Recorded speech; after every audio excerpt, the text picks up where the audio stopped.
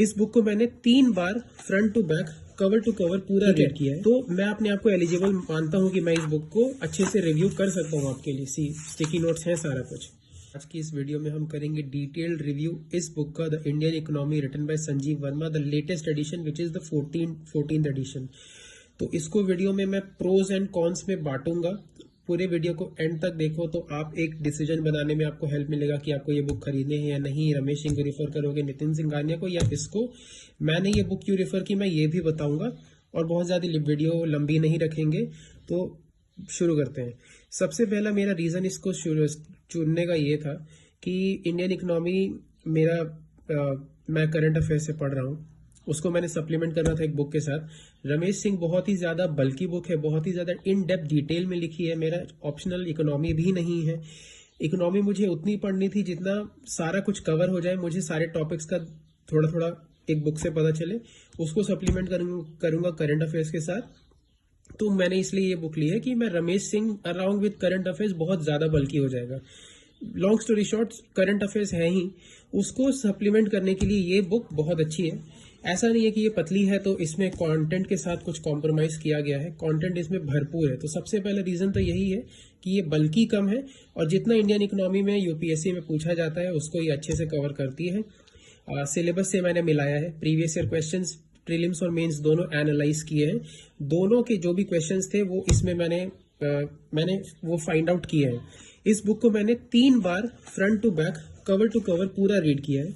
Each and every line I have read, I have underlined, I have highlighted the important lines, जैसा कि आप देख सकते हो।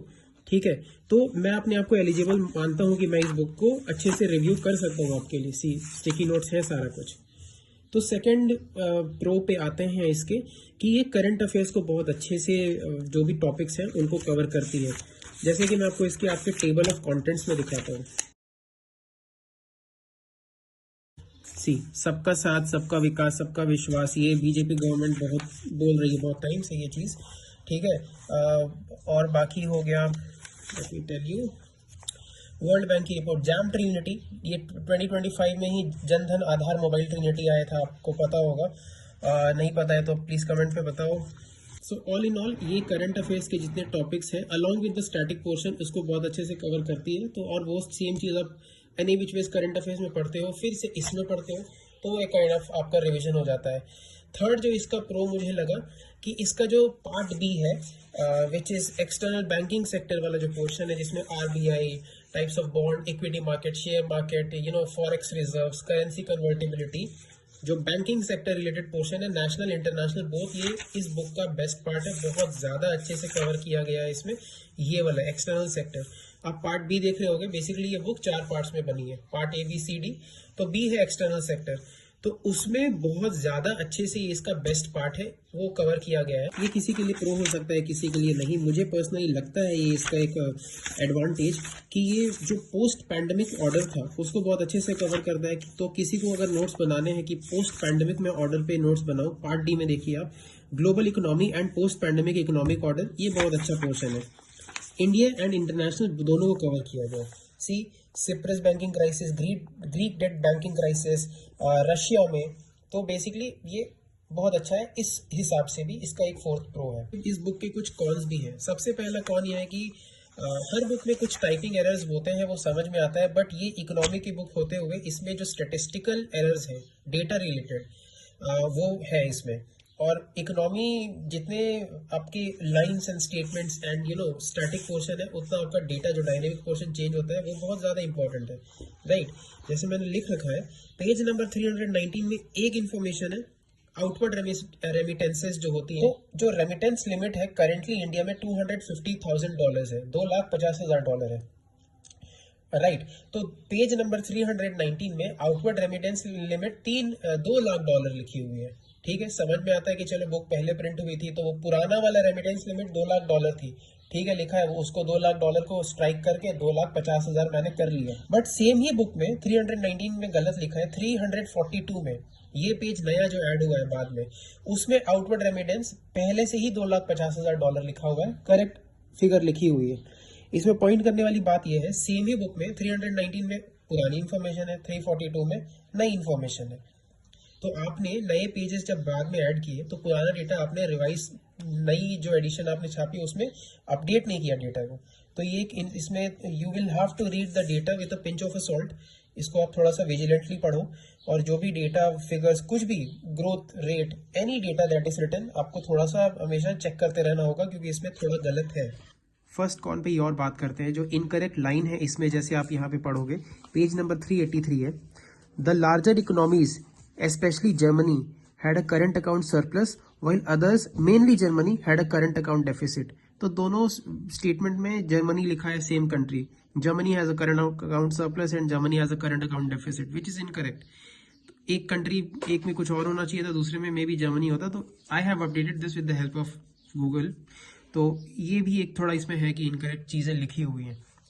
सो this is the first con कि इसमें थोड़ा सा डेटा इनकरेक्ट है, विच एनी विच वेज बहुत ज़्यादा बड़ा कॉन नहीं है, क्योंकि अब हम लोग इकोनॉमी जब भी पढ़ते हैं तो वो ईयर बाय ईयर अपडेट होता रहता है डेटा, तो we have to update that. दूसरा कॉन इसका ये है कि आप ये बुक पढ़ोगे ना, ऐसे आपको टेबल्स मिलेंगे हर चैप्टर में। इन्होंने ऐसे टेबल्स इंसर्ट किए हुए हर चैप्टर में। ऐसे आप करोगे तो आपको कहीं ना कहीं आराम से ये देखो मिल ही जाएंगे। ये टेबल्स जो है ना, ये एक क्वेश्चन होगा और उसका brief description, question brief description. आपको अगर वीडियो पॉज करके अगर इसको रीड करना है तो आप वो भी कर सकते हो, लेकिन कौन मैं इसका बता दूं कि व्हाट इज फर्टिलिटी रेट, इसका ये पूरा इतना लंबा explanation. What is life expectancy, ठीक है, कभी कभी ये लगता है ठीक है लॉजिकल है, but most of the time it doesn't make any sense.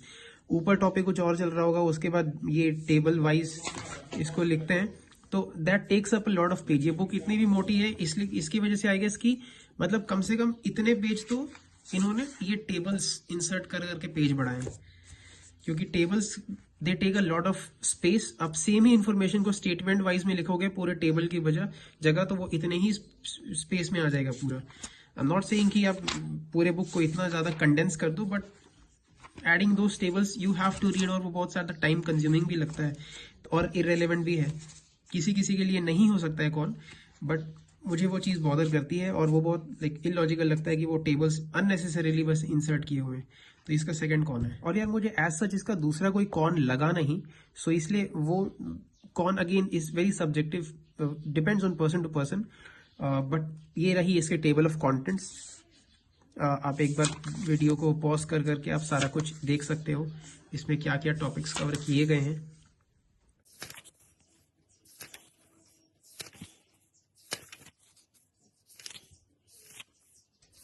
ये इकोनॉमिक सर्वे 24-25, ये तो पुरानी ही है, लेट्स स्किप दैट। और इसके बाद इसमें बजट भी दिया होगा, ठीक है, ऑलराइट। सो ये मेन बुक यहाँ से स्टार्ट होती है, fundamentals of economics, what is economics. Book अच्छी है, कवर करती है चीज़ें। ये थी इसकी कुछ प्रोस कॉन्स। बुक को चूज करने का मेरा भी ये रीजन था, जैसे मैंने बताया करंट अफेयर्स के साथ ये सप्लीमेंट किया, उसके साथ बजट है, इकोनॉमिक सर्वे है, तो इट सफाइसेस, इनफ हो जाता है। आप अपने ओपिनियंस बताओ कि आपको कमेंट में ये बुक कैसी लगी, आप खरीदना चाहते हो या नहीं, और अगर इसका कोई और कुछ क्वेश्चन है तो आप बता सकते हो। Thank you so much for watching. जय हिंद।